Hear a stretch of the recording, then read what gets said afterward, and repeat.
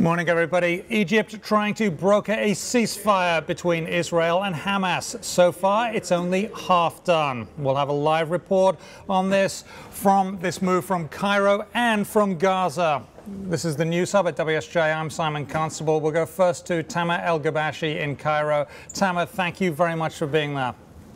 No worries.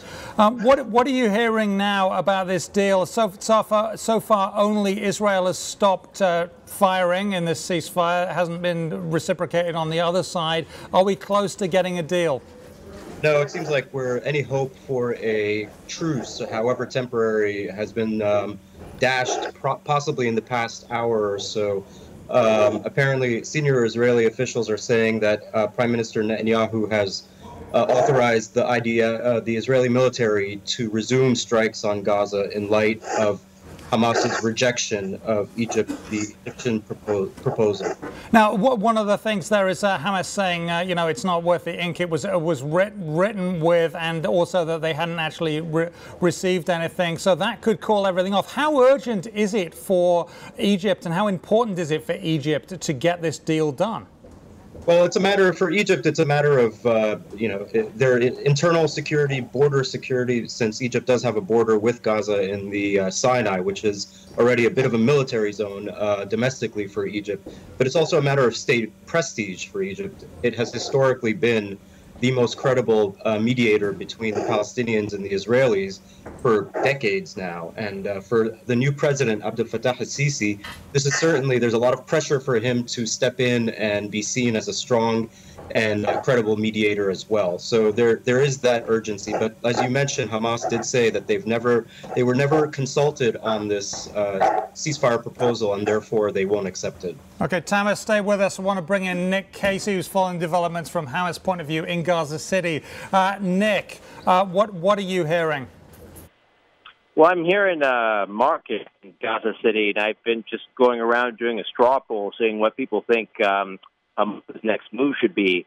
People are pretty divided. There's some people that say Hamas should knock it off and stop with the rockets. There are other people who say they should keep going, that they don't have anything in return. And this is the position that Hamas is in. If it stops now, there's been almost 200 people who have been killed in this, and Hamas has very little to say for what it's gotten out of having waged this war with Israel. Nick, Hamas in Gaza, it seems to be fenced in, and they've got Israel on one side potentially going to resume the airstrikes, and then the border with Egypt has, to a large extent, been closed, hasn't it? Yes. Hamas doesn't have any way of winning this. It might be able to strike some target in Israel, but hasn't been able to so far. Meanwhile, there's no way out of this place. It's blockaded on the north and by the sea from Israel.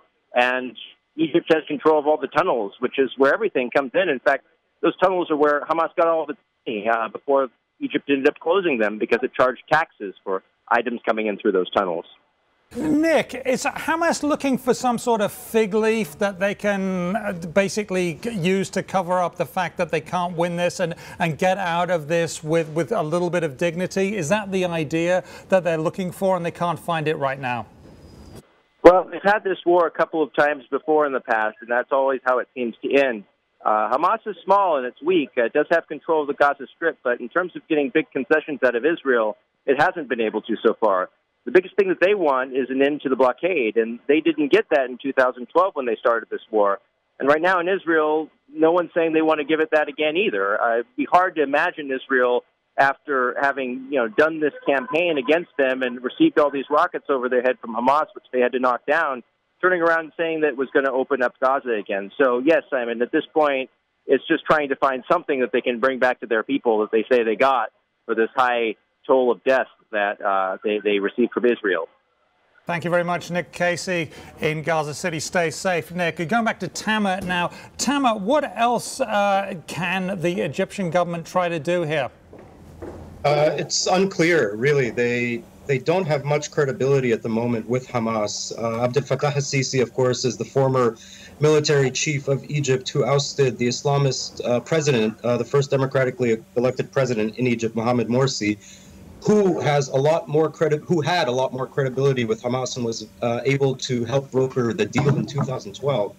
Sisi has declared Hamas a terrorist organization and has very outward hostility towards them. So it's unclear how Egypt can come up with a plan that would satisfy both sides in any way. And I guess that's what they're trying to do now. And it appears to be failing. Appears to be failing. Not looking good there. Thank you very much, Tamer El-Ghobashy in Cairo. We appreciate your time, sir.